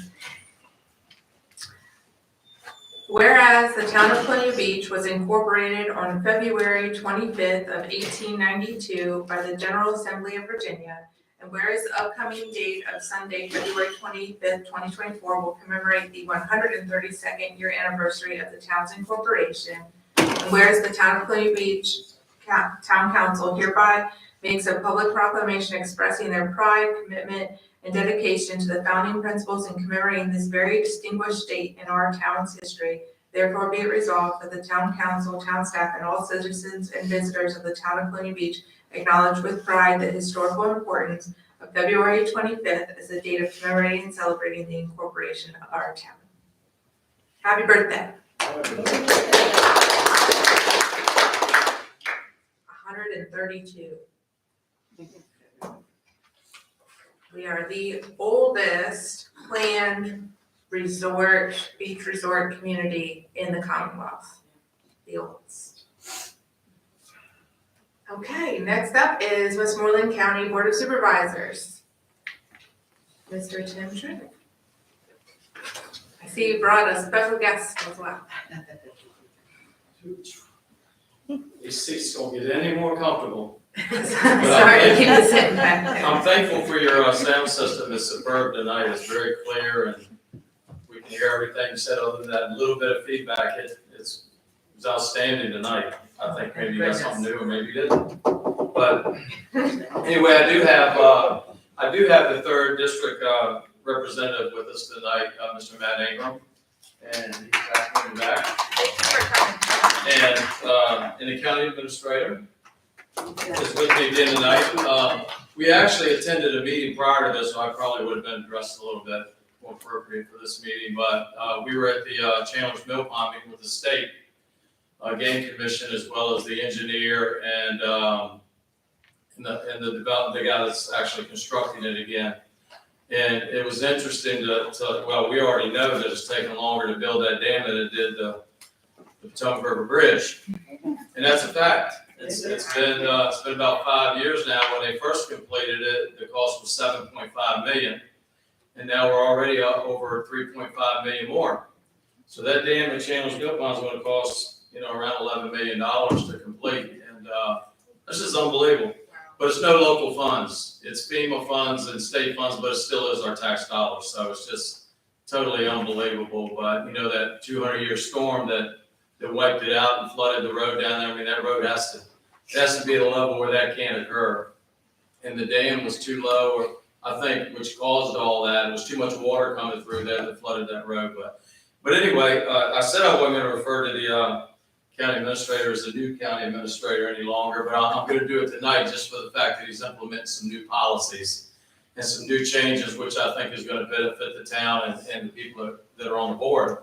For many of you, you know, because you attend our meetings and, you know, the 4 years I've been on the boards, you know, we've done things that I didn't agree with 100%. There's many occasions when we violated the Virginia FOIA Act that we shouldn't. And I met with the county administrator when he first came and made him aware of some of that stuff and got a ruling from the state, and he absolutely concurred. And now he's implemented work sessions, which is what should have been occurring all along. And I know y'all have done it for a long time. And so we'll do it when it's necessary, but they're scheduled for the whole year. They'll be every, the last Monday of the month. This next one, though, we've moved to Wednesday next week because he and I both are gonna attend the meeting on the 26th that we're gonna hold here. So at least they allowed us to do that by changing that one, but they will be on those Mondays, and you know, then our board meetings is the second Monday of every month, so. But I think that will help us a lot in order for the public, if they wanna attend, and you're welcome as well, to discuss things. Just like you do at your work session, before we actually get to a meeting and vote on them, and then that may give the public an opportunity to ask some questions about things that they would like to ask questions about that they know nothing about until they get to the meeting and it's been voted on. And we've even had that at our last meeting, as y'all saw. So I think it's gonna be more maybe public participation, which is what government should be all about. But I want to say that the county administrator and I also went to the downtown function. The function that they had at the Riverboat, and it gave him an opportunity to meet a lot of the volunteers that are here in the town, and he saw him, he was recognized tonight, and he's been getting around and meeting a lot of people, and Matt also was asked to come down. I told him if he'll wait till it warms up a little bit, we'll do it on a golf cart, where we can come and meet, you know, a lot of people and see people.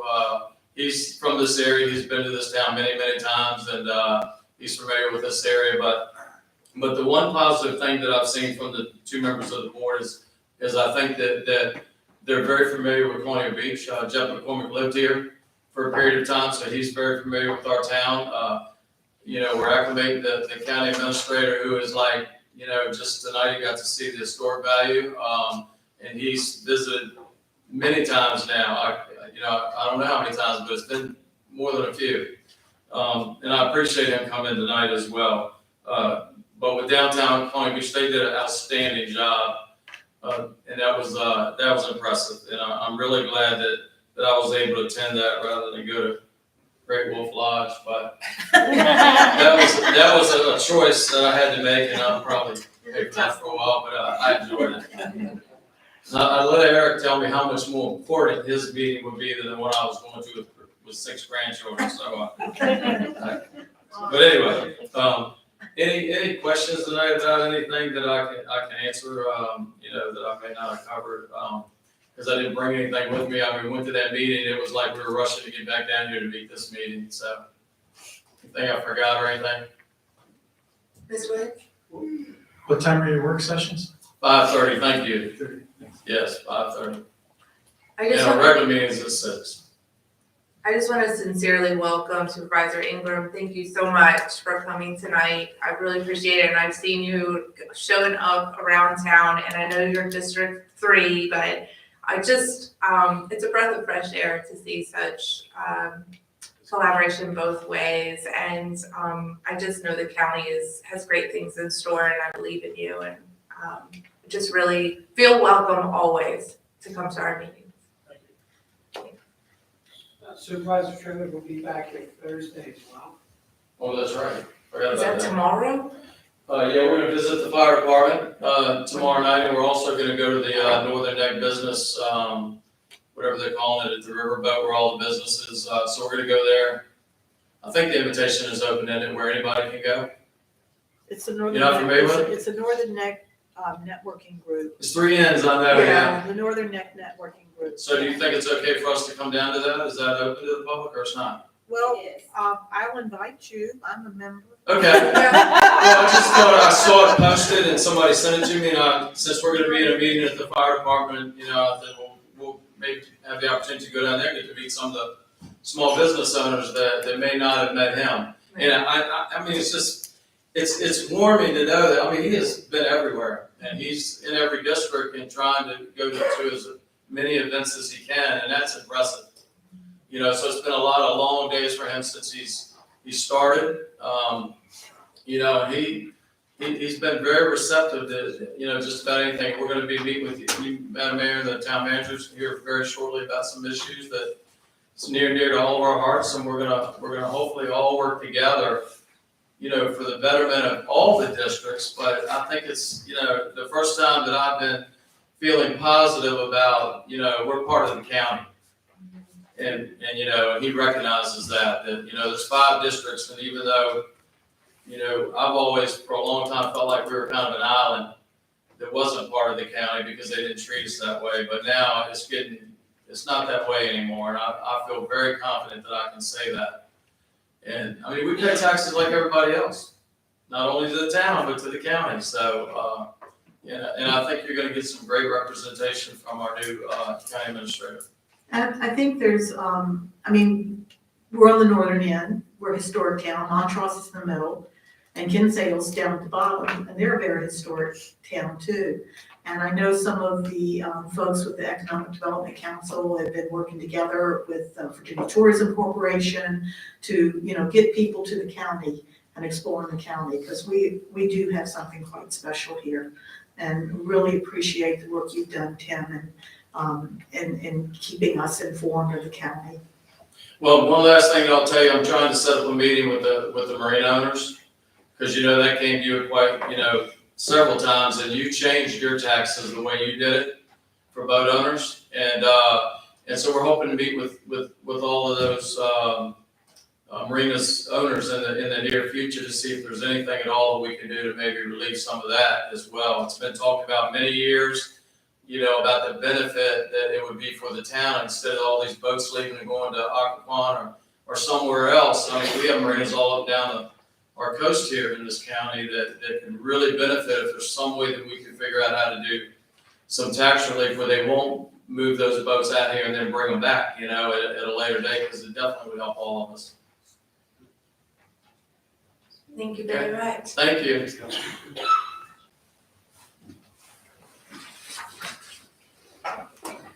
Dr. Mitchell, you're up next. Okay.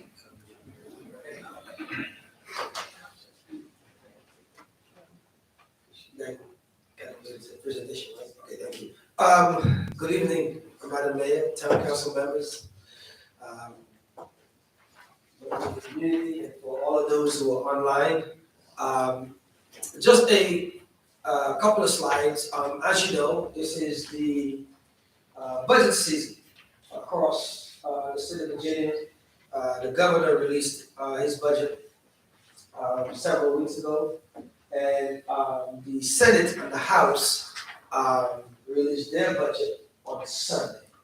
And so we have to go back and in a couple of days and start working on that process. But tonight, what I want to share with you is a little bit of our survey results on the FY25 budget, particularly with a focus on trying to get input from the community, parents who have children at our school, and also from our staff.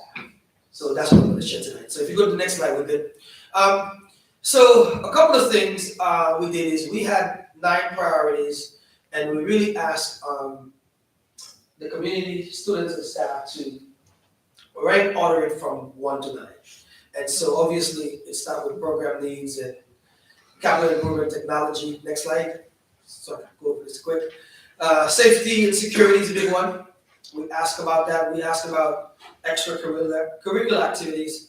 And one we added this year is around student wellness. Because what we are seeing is because of the effects of the pandemic, a lot of mental health issues in our schools. And it manifests a lot in student behavior. So that was something we wanted to get a little feel for this year. So we added that as part of the budget question, and of course, anything else you want to tell us about. Next slide. So, last year, we had about 38 people who completed the survey. This year, we have about 70 responses. And as you can see in the breakdown, about 43% of it, 44% came from our parents and our guardians who have kids in the school district. And about 48% really came from the school division staff, a few committee members, and a couple of students. Next slide.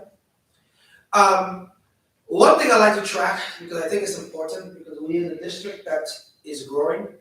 It is diverse, and we try to get all voices in the room. But it also represents our at-large community. And 70% of the people who responded are our Caucasian and all white parents. 16% was our African-American parents, and about 8.6% really chose not to respond. Next slide. What I am super proud of is the fact that we asked the question, are you familiar with the school budget, particularly in our school website? And about 66% of the people who answered the question knew about it, because we typically post my presentations year after year, as well as our reports on the website. Next slide. So really, this is what it comes down to. Top 5 things that came from it: compensation, program needs, and what that is really some of the software we use, but also really wanting to see more offerings at our schools, particularly our classes. We're on a 4x4 schedule in high school, and parents always want to see more programs available, but the reality is that we're small and there's only so much we can offer. But what we do is we spend a huge chunk of our budget with the Northern Neck Technical Center, where kids can access anything from marine biology to horticulture to aquaponics to carpentry, plumbing, etc. School safety, that's one that's new in terms of the top priorities over the last couple of years. We did see school safety as a major priority last year, but this past year it has come to the surface, and we have done a few things, and we will also address that in the new budget. Number 4 is probably the biggest one. We put student wellness, and it came up as a top 5. And what that is we have to really spend time focusing on how we address the mental health of our students, particularly our elementary babies, because typically we see a lot of issues manifest there, but through COVID, a lot of our high schoolers really went through a lot, and we are seeing a lot of that in terms of the behavior. I will tell you, within the last, compared to last year to this year, I probably have dealt with maybe approximately, 4 or 5 disciplinary hearings when it comes to me, where the school principal refers it to the division superintendent for long-term and/or expulsion. And I will tell you, last year I might have had 1. This year I have 5, and we still have several months to go. So that's a concern. And of course, we had a tie between professional learning and really, again, at the high school cost offerings. So with that being said, I just wanted to kind of share with the community, with the town council, in terms of what our survey data shows. And my goal now is to really build a budget focusing on those priorities and also focusing on our strategic plan. Next slide, that should be it. Okay, any questions for me from any of the town council members and or the audience? Any questions? I don't have any questions, but I know you had said at a meeting recently, there are quite a few awards that our student and our school, and I believe you personally have received. Could you share those with the? Sure, I can do that. Well, on a personal level, my colleagues in Region 3 nominated me for the Region 3 Superintendent of the Year. I am one of 4 candidates, myself, Superintendent of Essex, Superintendent of Northumberland, and the Superintendent of Stafford. It was an honor to be recognized by my colleagues for the work that we're doing at CBPS. In addition to that, we have several students. One of our seniors, but one of our governor school students, she was chosen to attend a special program this summer. The school division will fund part of the cost for it to attend a summer-long residential program. And so we're very, very proud of that particular student for being selected for that program at Governor School. In addition to that, I mean, we had some successes this year. Both the girls and the high school teams did make it to the playoffs. Unfortunately, we were one of the lowest seeds and we didn't fare very well in those playoff matchups, but that's understandable for a small district. We had a group of students who participated in the I don't know, I might a little bit in the because you use Scholastic Bowl, thank you. Participated in the Scholastic Bowl, and those students who participated in the Scholastic Bowl, they were chosen to participate in the regional competition.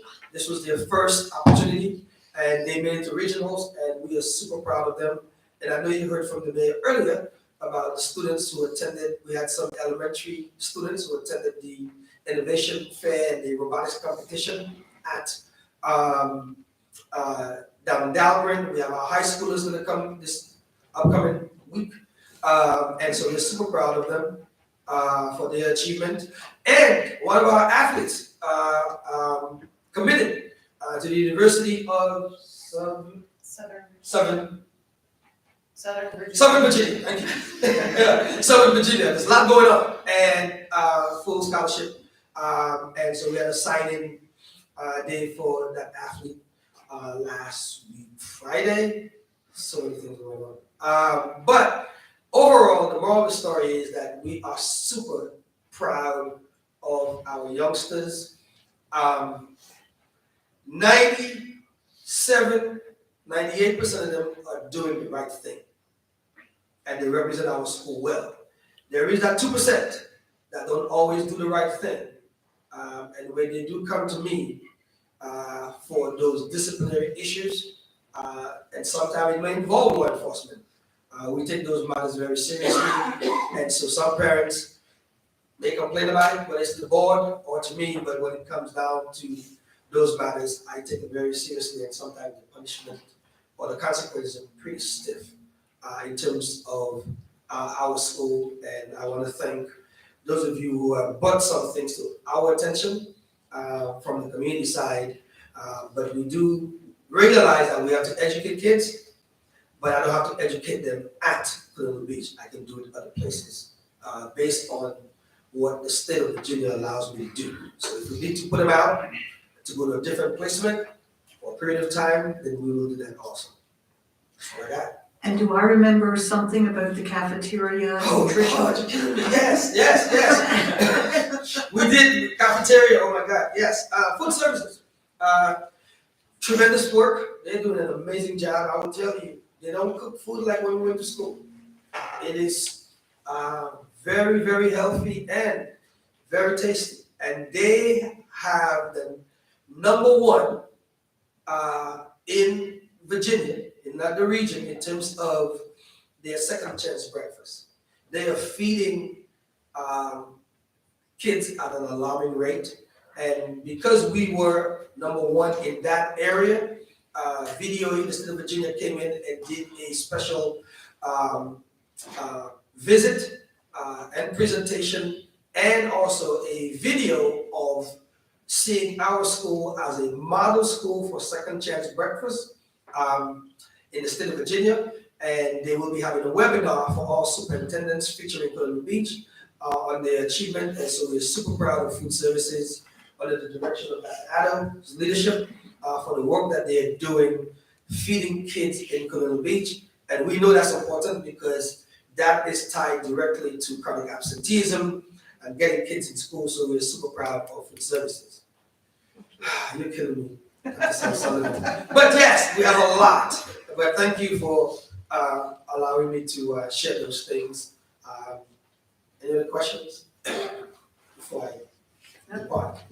Anybody else? Thank you very much. All right.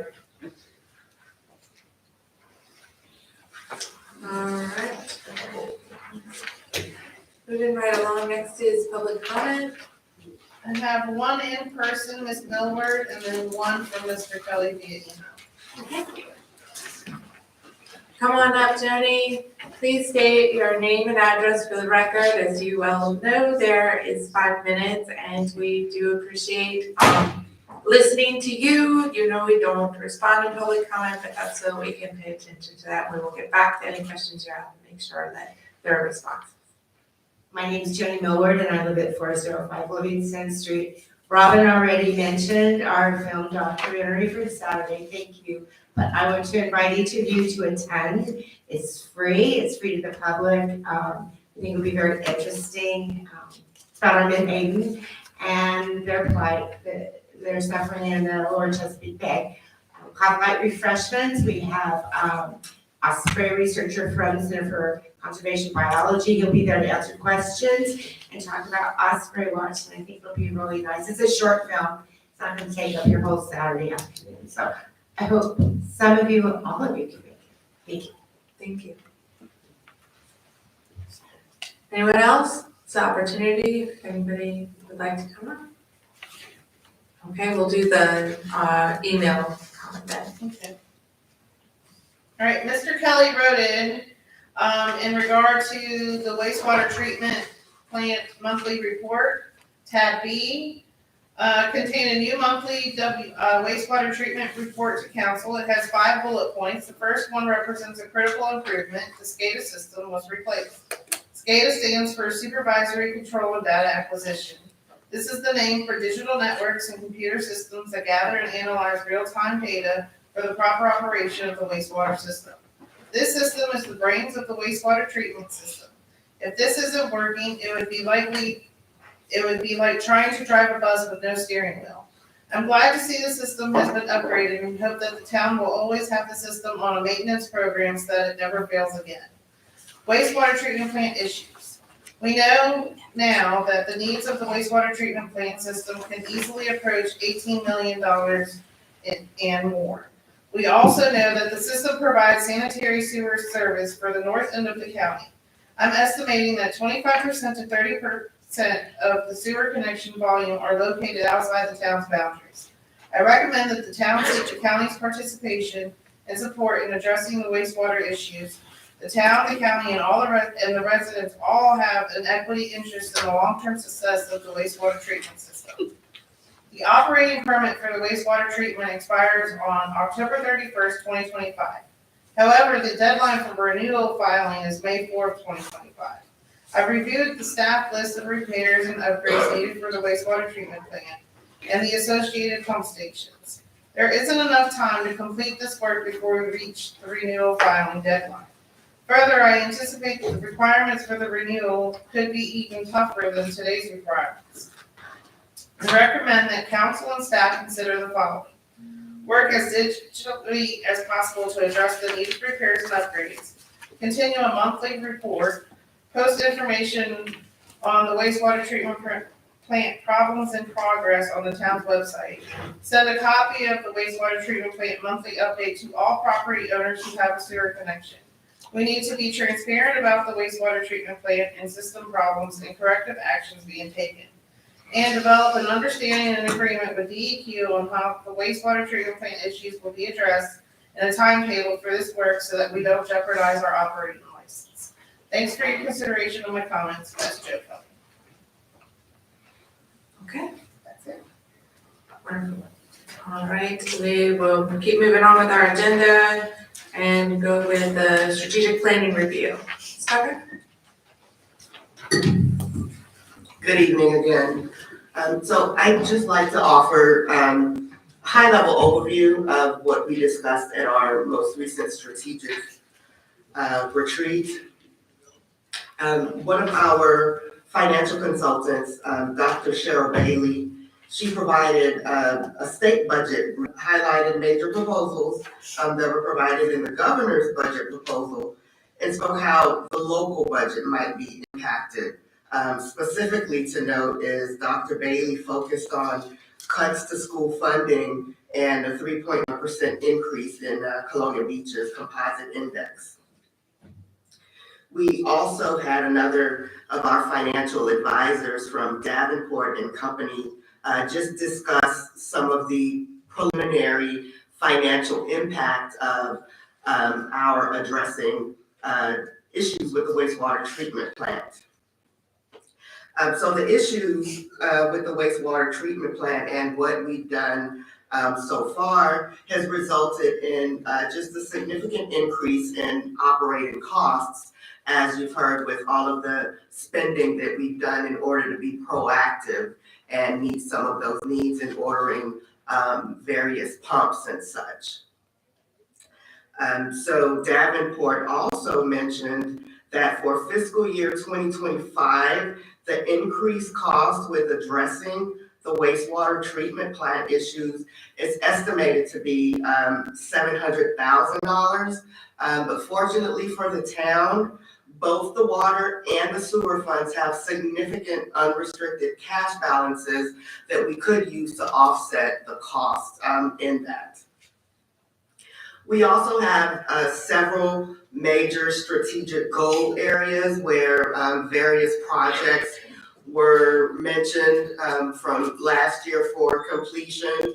And some of those goal areas are infrastructure, livability and placemaking, economic development, public safety, government performance, communications and civic engagement, and education. So I'll just mention briefly a few of the projects that were targeted for completion last year. And so I will just touch on a few of those projects. Now, this report in its entirety is available online so that you all can go and read it in full at your leisure. But I just wanted to provide some highlights tonight. As you've heard tonight, substantial completion has occurred with our central drainage area project. We've completed space needs analysis for our current town hall location. We've implemented an infiltration and inflow management plan, and we've also developed a parking strategy. Now, our Parks and Recreation Master Plan was also completed and adopted, and we also adopted a resolution in support of community heart and soul civic engagement. Now, some of the projects that are ongoing is our North Beach Erosion Project. Now, that project is in the scoping phase, and there's an anticipated completion date of the end of April of this year. Also, the Dwight Avenue extension, we haven't received VDOT funding for that just yet, so that project has been deferred for fiscal year 27-28 since we haven't received any funding for that. So as I mentioned, this report is available online for you all to read in its entirety. That's it. Okay. I am gonna read us into the closed session, but then we'll take a little recess. And I don't have the verbiage. Nope. I was trying to print it, but the printer's not working with me. Okay. You have Oh, yeah, the- okay. Yeah. I have the other one in front of, on my phone. Hold on. Yeah, and I'll have the reconvene certified Got it. when we get back. Awesome. All right, do I have a motion to go into closed meeting pursuant to Virginia Code 2.2-3711A1 for discussion, consideration, or interview of prospective candidates for employment, for assignment, appointment, promotion, and/or performance and/or salaries of specific appointees, and pursuant to Virginia Code Section 2.2-3711A1 for discussion of the resignation of specific employee. So moved. I second. All in favor? All right, we're gonna take a 5-minute recess and then we'll come back into closed session. Thank you. Sure.